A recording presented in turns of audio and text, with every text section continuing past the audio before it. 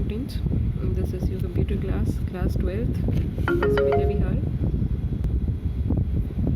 और हमने किया था जो लास्ट टॉपिक वो है स्ट्रक्चर ऑफ ए पैकेज और लाइब्रेरी किस तरह से बनाएंगे आप अपनी खुद की लाइब्रेरी। मैंने बताया था डायरेक्टरी स्ट्रक्चर बनेगा।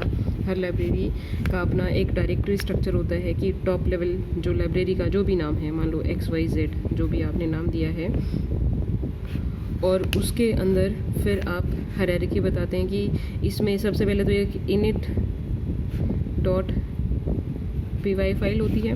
उसके बाद और भी कोई डायरेक्ट फाइल जो पाइथन फाइल होती है वो एक मॉड्यूल ही होती है जिसके अंदर बहुत सारे फंक्शंस या वेरिएबल्स आपके कॉन्स्टेंट्स इस तरह से आप डिफाइन कर सकते हैं, क्लास ऑब्जेक्ट। तो एक तो ये फाइल होगी जो आप ब्लैंक भी रख सकते हैं। दूसरी आप डायरेक्ट भी कोई फाइल रख सकते हैं यहाँ पे, या आप कोई फोल्डर या पैकेज भी बना सकते हैं। जैसे मान लो आपने एक और फाइल ले ली है abc.py, इसमें भी आपने कोई कोडिंग लिखी है जिसमें कुछ फंक्शंस हैं। तो उसके बाद आपने एक फ़ोल्डर लिया है, इसके अंदर मान लो आपने लिया है A1, और A1 के अंदर आपने 2 मॉड्यूल्स डाल दिए हैं, एक x डाला है और एक y डाला है .py। अगर आप इसमें एक और ये _init.py ये भी डाल देते हैं तो अब ये फोल्डर नहीं, अब ये बन जाएगा आपका पैकेज। ऐसे ही आपने मान लो एक A2 एक और लिया है जिसके अंदर आपने B1 पैकेज लिया B1, और उसके अंदर आपने लिया है एक तो मान लो A.py B.py और एक init.py। ऐसे ही A2 के अंदर ही आपने एक ये लिया और इसके अंदर ये 3 मॉड्यूल्स हैं, ये 2 मॉड्यूल एक ही इनिट फाइल। उसके बाद A2 के अंदर एक B1 था, एक ले लिया मैंने B2 के अंदर फिर मान लो A.py A1.py ले लिया, दिस इज़ I.py J.py, नाम आप कोई भी अलग से ले सकते हैं, J.py, और इसमें भी init.py init_.py आपने इस तरह से लिया है।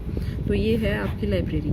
इसमें देखो, अच्छा ये A2 है, उसके अंदर एक B1 पैकेज हो गया, सब पैकेज हो गया, एक B2 सब पैकेज हो गया, एक और इसके अंदर एक और होना चाहिए init_.py, यानी 1 2 ये 3 चीज़ें हैं डायरेक्टली A2 के अंदर। फिर B1 के अंदर ये, और B2 के अंदर ये। एक तो XYZ ये लाइब्रेरी है, लाइब्रेरी होने के लिए इसके अंदर भी डायरेक्टली एक इनिट फाइल होनी चाहिए, ठीक है। उसके बाद एक और मॉड्यूल इसके अंदर है, फिर ये फोल्डर है या पैकेज है पता चलेगा इससे कि इसके अंदर इनिट फाइल है, तो ये पैकेज हो गया। उसके बाद A2 भी पैकेज है क्योंकि इसके अंदर इनिट फाइल है डायरेक्टली, ठीक है। A2 के अंदर B1 B2 ये फोल्डर नहीं है, ये भी पैकेज है, बिकॉज ये दूसरे किसी पैकेज के अंदर हैं तो इनको आप सब पैकेज बोलेंगे। और जो छोटी लाइब्रेरीज होती हैं उनको आप पैकेज भी बोल सकते हैं, कई बार लाइब्रेरी या पैकेज इंटरचेंजेबली आप यूज़ कर सकते हैं। तो ये था, इस तरह से हमने बना ली थी फाइल।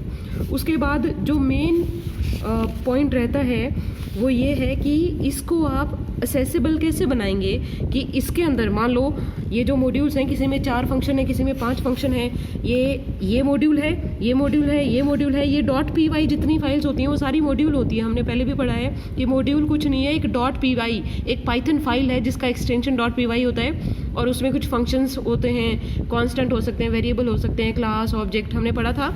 तो ये एक पाइथन फाइल्स ये मॉड्यूल्स ही तो हैं। इस मॉड्यूल का मुझे कोई फंक्शन एक्सेस करना है तो मैं XYZ लाइब्रेरी को इंपोर्ट करूँगा, उसमें से मान लो उसमें से A2 फोल्डर है, उसको A2 पैकेज को इंपोर्ट, उसके बाद उसमें B2 और उसके अंदर इसको, वो तो हायरार्की जो भी आपने डायरेक्टरी स्ट्रक्चर बना रखा है उसी हायरार्की में इंपोर्ट करेंगे। लेकिन मैंने ये बना ली, अपने सिस्टम में स्टोर कर ली है, क्या मेरे सिस्टम में ही, आपके नहीं, कोई दूसरा सिस्टम, नेटवर्किंग की यहाँ बात नहीं हो रही है, लेकिन मैंने मेरे कंप्यूटर में ही ये जो पाइथन की लाइब्रेरी बनाई है ये लाइब्रेरी भी स्टोर कर ली है XYZ, ठीक है। मान लो C D drive E drive कहीं भी स्टोर है, और उसके साथ साथ मेरे पास जो पाइथन इंस्टॉल्ड है उसमें मैं अगर इसका कोई फंक्शन इंपोर्ट करना चाहूँ क्या मैं कर सकती हूँ ऐसे डायरेक्टली? नहीं, एक लिंक सेटअप करना पड़ता है। पाइथन को बताना पड़ता है कि ये एक लाइब्रेरी है और आप उसमें सर्च करेंगे इस तरह का फंक्शन। वो सर्च कैसे करेगा, एक बार इसको भूल जाओ। सोचो कि आप पाइथन प्रोग्राम लिख रहे हैं, उसमें आपने कोई भी मॉड्यूल इंपोर्ट किया है, कोई भी इंपोर्ट मैथ भी किया है आपने, मान लो, ठीक है, कोई इंपोर्ट स्टेटमेंट लिखी आपने, जो भी यहाँ लिखा है, जिस भी मॉड्यूल को इंपोर्ट किया है, पाइथन क्या करता है बेटा, सबसे पहले उसको जो स्टैंडर्ड लाइब्रेरी है या बिल्ट इन, उसमें जो बिल्ट इन फंक्शंस हैं उनमें देखेगा। बिल्ट इन मॉड्यूल्स हैं, बिल्ट इन फंक्शंस में नहीं मिलते हैं तो ये पाइथन जो आपके स्टैंडर्ड लाइब्रेरी में जो अलग से built in already defined modules हैं उनमें देखता है। उनमें मिल गया, जैसे पाइथन तो उसी में मिल जाएगा, सॉरी मैथ तो उसी में मिल जाएगा आपको स्टैंडर्ड लाइब्रेरी में, तो वहाँ से इंपोर्ट, जो उसके बाद वहाँ से इसको इंपोर्ट कर लेगा। इंपोर्ट करने का मतलब क्या होता है, इसको इसकी स्टेटमेंट्स को एग्जीक्यूट किया और आपके जो आपका प्रोग्राम का जो कोड है उसके लिए रेडी बना दिया, रेडी टू बी यूज्ड। लेकिन अगर वो वहाँ भी नहीं मिलता है तब क्या सर्च करेगा, मान लो एक मैंने खुद का मॉड्यूल बनाया था, एक और है ABC मॉड्यूल, उसको इंपोर्ट किया मैंने, इंपोर्ट ABC। क्या करेगा, ABC को सबसे पहले स्टैंडर्ड लाइब्रेरी है उसमें सर्च करेगा, उसके बाद जो भी आपने अलग से इंस्टॉल कर रखी हैं जैसे numpy है या pandas है या फ्लास्क है उसमें देखेगा, उसमें भी नहीं मिला, फिर क्या करेगा, कहाँ देखेगा, एक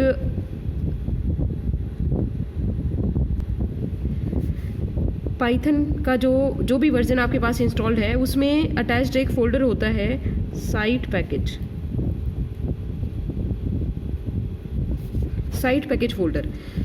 उसके बाद देखो, पहले स्टैंडर्ड लाइब्रेरी में चेक किया, नहीं मिला, उसके बाद और जो भी एडिशनल लाइब्रेरी इंस्टॉल कर रखी है आपने साथ में वो उनमें चेक किया, उसमें भी नहीं मिला, फिर साइट पैकेज में देखेगा। साइट पैकेज में एक फोल्डर होता है जिसके अंदर जितने भी आप मॉड्यूल्स या लाइब्रेरीज के साथ अटैच करते हैं उन लाइब्रेरीज का लिंक होता है, या खुद वो लाइब्रेरीज यहाँ इस फोल्डर में स्टोर होती हैं। मान लो आपने 4 लाइब्रेरी डिफाइन की हैं, चारों के चारों आप इस साइट पैकेज के अंदर जाके, ये एक फोल्डर है, उस फोल्डर में जाके स्टोर कर देते हैं। अगर कोई लाइब्रेरी आपने बनाई है और वो लाइब्रेरी आप चाहते हैं कि वो यूज़ हो, पाइथन उसके फंक्शंस को एक्सेस कर पाए, इंपोर्ट कर पाए, तो वो आपको साइट पैकेज फोल्डर में डालनी पड़ेगी। वो डालने के बाद क्या होगा कि जैसे आपने ये ABC इंपोर्ट किया, सबसे पहले ये स्टैंडर्ड लाइब्रेरी में देखेगा, नहीं मिला, फिर ये इंस्टॉल्ड लाइब्रेरीज में देखेगा जो पाइथन के लिए ऑलरेडी बनी हुई हैं, आप अलग से इंस्टॉल करनी पड़ती हैं,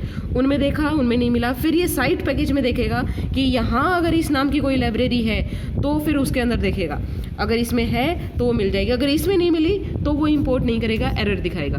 तो इसलिए आपकी लाइब्रेरी को एक्सेसिबल बनाने के लिए क्या करेंगे, इसको, ये जो आपने लाइब्रेरी बनाई है, एक फोल्डर ही तो है नोटपैड में जो आपने बना रखा है, उसको कॉपी किया और साइट पैकेज फोल्डर में जाके और वहाँ पेस्ट कर दिया। अब साइट पैकेज फोल्डर ढूंढोगे कहाँ मिलेगा, उसके लिए आप उसका एड्रेस मिल जाएगा आपको, अब पूरा पाथ, उसके लिए 2 कमांड आपको यूज़ करनी पड़ती हैं, import sys system और इसमें sys.path, ये चाहे आप इसको डायरेक्टली प्रिंट करवा लो। sys जो है सिस्टम इंफॉर्मेशन देता है, ये मॉड्यूल आपने इंपोर्ट किया, इसमें से पाथ कांस्टेंट है, ये सॉरी कांस्टेंट नहीं, वेरिएबल है, system.path, इस वेरिएबल को आप प्रिंट करवाओगे तो ये कई सारे पाथ हैं वो प्रिंट करेगा अलग अलग, उसमें एक साइट पैकेज फोल्डर का पाथ भी होगा, लिखा होगा उसमें, जैसे ये पूरा पाथ और इस तरह से लास्ट में साइट पैकेज, वो पाथ वहाँ से कॉपी करो और आपका जो फाइल एक्सप्लोरर है, फाइल एक्सप्लोरर जैसे माई कंप्यूटर आप खोलते हैं उसमें यहाँ आता है ना, ये C ड्राइव है या डेस्कटॉप है, जो भी है, यहाँ पे आप पेस्ट करोगे तो वो फोल्डर का एड्रेस पूरा पाथ पेस्ट हो गया, तो वो फोल्डर खुल जाएगा, वहाँ पे जाके आप अपनी इस लाइब्रेरी को पेस्ट कर दो साइट पैकेज में। अब पाइथन आपके ये जो आपकी लाइब्रेरी है ये पाइथन के लिए यूजेबल हो गई है। अब बात आती है कि कोई भी फंक्शन है उसको इंपोर्ट कैसे करोगे। मान लो j.py ये जो मॉड्यूल है इसके अंदर कोई फंक्शन है, कोई भी फंक्शन है, मान लो w कोई फंक्शन है, इसको आप एक्सेस कैसे करेंगे। पहले तो इस मॉड्यूल को इंपोर्ट करना पड़ेगा। इस मॉड्यूल को कैसे इंपोर्ट करोगे, पूरी हायरार्की फॉलो करनी पड़ती है बेटा कि XYZ लाइब्रेरी, उस लाइब्रेरी का कौन सा पैकेज, A2 पैकेज का भी B2 सब पैकेज और B2 सब पैकेज में J मॉड्यूल, इंपोर्ट XYZ में भी आपके पास डायरेक्ट एक मॉड्यूल भी है, फिर A1 पैकेज है, A2 पैकेज है, किस में A2 पैकेज के अंदर B2 सब पैकेज डॉट B2 सब पैकेज के अंदर डॉट J, ये मॉड्यूल आपका है। डॉट py नहीं लगाते आप मॉड्यूल के साथ, कभी आपने मैथ डॉट py यूज़ नहीं किया है, मैथ मॉड्यूल का नाम यूज़ होता है। हाँ, जो मॉड्यूल होता है वो असल में पाइथन फाइल ही होता है। तो इस तरह से आप इंपोर्ट करेंगे। उसके बाद J मॉड्यूल में जितने भी फंक्शन हैं वो इंटरप्रेट हो गए, उनको मशीन लैंग्वेज में कन्वर्ट करके और आपके प्रोग्राम के यूज़ के लिए रेडी हो जाते हैं। उसके बाद वहाँ से आप कोई भी फंक्शन इसमें डिफाइंड जितने भी फंक्शन आप वो यूज़ कर सकते हैं। कोई भी मॉड्यूल आपको इंपोर्ट करना है तो पूरी हायरार्की बतानी पड़ती है कि ये लाइब्रेरी में पूरा पाथ, जैसे आप कोई फोल्डर का पाथ कॉपी करते हैं बेटा कि इस ड्राइव में, इस फोल्डर के अंदर, इस सब फोल्डर में, इस सब फोल्डर में ये फाइल, इसी तरह से आपको पूरी लाइब्रेरी या पैकेज या उसके अंदर ये सब पैकेज, उसके अंदर ये फोल्डर या ये सब पैकेज, पूरा पाथ इस तरह से आपको इंपोर्ट करना पड़ता है। ठीक है, उसके बाद इसके साथ ये चैप्टर आपका कंप्लीट है। इसमें अनसॉल्व्ड क्वेश्चंस हैं वो आप ट्राई करना। उसके बाद ये इसने बताया है इंपोर्ट कैसे करेंगे। ये इंपोर्ट से भी या फ्रॉम से भी आप इंपोर्ट कर सकते हैं कि फ्रॉम दिस, उसमें भी आपको पूरा पाथ देना पड़ेगा कि XYZ, मान लो आप फ्रॉम यूज़ कर रहे हैं, फंक्शन का नाम आपको पता है कि ये फंक्शन, तो आपको पूरा ये लिखना पड़ेगा कि फ्रॉम XYZ.A2.B2.J इंपोर्ट फंक्शन का नाम। ठीक है, फ्रॉम दिस इंपोर्ट फंक्शन का नाम, पूरी हायरार्की बतानी पड़ेगी। ठीक है, उसके बाद आता है आपके जो अनसॉल्व्ड क्वेश्चंस हैं वो ट्राई करना। उसमें यही है कि कोई पैकेज कैसे बनाओगे, क्रिएट अ मॉड्यूल कैसे क्रिएट करते हैं। आपको पता है मॉड्यूल में कुछ नहीं, फंक्शंस डिफाइन करने होते हैं। अगर उसने कोई कांस्टेंट या वेरिएबल डिफाइन करने के लिए बोला है तो वो आप डिफाइन करोगे। जैसे ये मैं इस क्वेश्चन का एग्जांपल हूँ कि ये मास कन्वर्जन एक मॉड्यूल है, वो बनाना है। मॉड्यूल में आपको पता होगा, हमने बताया था कि डॉक स्ट्रिंग एक इम्पॉर्टेंट उसका कंपोनेंट होता है जो मॉड्यूल की हर फंक्शन की डिस्क्रिप्शन प्रोवाइड करता है। तो हेल्प फंक्शन जो रिटर्न करता है वो क्या रिटर्न करता है, वो डॉक स्ट्रिंग ही रिटर्न करता है। सबसे पहले तो मॉड्यूल के अंदर एक डॉक स्ट्रिंग आती है। जैसे मान लो मैं इसका एग्जांपल करवाऊँ ये, हाँ, तो एग्जांपल जैसे इसने दिया है, क्वेश्चन दिया है कि create a module mass conversion dot py that stores the function for mass conversion. ये 4 फंक्शन जिसमें होंगे, ये बताया है कि ये क्या करेगा, to convert kg to tons to kg, to convert ton to kg, एक टन में कितने kg हैं, kg में कितने टन हैं। मतलब एक आर्ग्यूमेंट लेगा ये, जिस जो भी आप वैल्यू पास करोगे वो kg में पास करोगे, उसको टन में कन्वर्ट करेगा। ये टन जो भी आर्ग्यूमेंट पास करोगे उसको kg में कन्वर्ट करेगा। वो कोडिंग आप कर दोगे। लेकिन इम्पॉर्टेंट इसमें क्या है, ये आर्ग्यूमेंट आप इसमें ले लेना। सबसे पहले तो ये डॉट py फाइल है, ये तो मैंने फाइल का नाम दिया है इसको लास्ट में, क्योंकि आप सेव एज करके और जो जब नाम दोगे तो वही नाम दोगे जो मॉड्यूल का नाम होता है। अंदर हैश मास कन्वर्जन ये बता रहा है कि this is the name of module. सबसे पहली स्टेटमेंट डॉक स्ट्रिंग होती है जो मॉड्यूल के बारे में इंफॉर्मेशन देती है। मॉड्यूल के बारे में इंफॉर्मेशन आप ये लिख सकते हैं कि this module has functions to for mass conversion. ठीक है, या अपनी तरफ से कोई भी जो स्ट्रिंग होती है, कोई भी कन्वर्जन, कोई भी डॉक स्ट्रिंग आप दे सकते हैं। उसके बाद इसमें फंक्शन स्टार्ट होते हैं। फिर पहला फंक्शन, हर फंक्शन की पहली जो स्टेटमेंट है वो भी डॉक स्ट्रिंग होगी जो इस फंक्शन के बारे में इंफॉर्मेशन देगी। क्योंकि जब आप हेल्प और इस मॉड्यूल का नाम लिखोगे मास कन्वर्जन, तो ये क्या रिटर्न करेगा, पहले तो इस मॉड्यूल के बारे में इंफॉर्मेशन जो आपने यहाँ डाली है पहले तो वो, उसके बाद इसमें जितने फंक्शंस हैं वो उन फंक्शन की इंफॉर्मेशन कहाँ से देगा, जो आपने डॉक स्ट्रिंग ली है। पहले फंक्शन का नाम, फिर जो भी आपने डॉक स्ट्रिंग में लिखा है वो, फिर ऐसे ही दूसरा फंक्शन का नाम, उसकी डॉक स्ट्रिंग। ठीक है, तो इसलिए हर फंक्शन की पहली स्टेटमेंट भी एक डॉक स्ट्रिंग होती है जो उस फंक्शन के बारे में बताती है, इन्फॉर्मेशन देती है कि ये फंक्शन क्या काम कर रहा है, कितने आर्ग्यूमेंट ले रहा है, क्या वैल्यू रिटर्न कर रहा है या नहीं कर रहा है। ठीक है, उसके बाद इसने बोला है 2 कांस्टेंट भी डिफाइन करने हैं। तो 2 कांस्टेंट आप अपनी मर्जी से भी उनके नाम दे सकते हैं। इसने नाम नहीं बताए हैं, कई क्वेश्चन में नाम भी बताते हैं कि ये नाम के 2 कांस्टेंट आपको डिफाइन करने हैं जिनकी वैल्यू ये और ये है।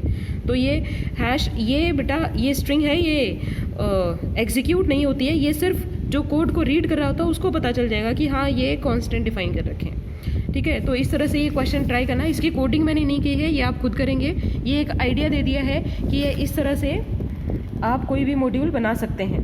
ठीक है, तो ये क्वेश्चन ट्राई करना। अगर किसी को कोई प्रॉब्लम आती है तो फिर कांटेक्ट करना।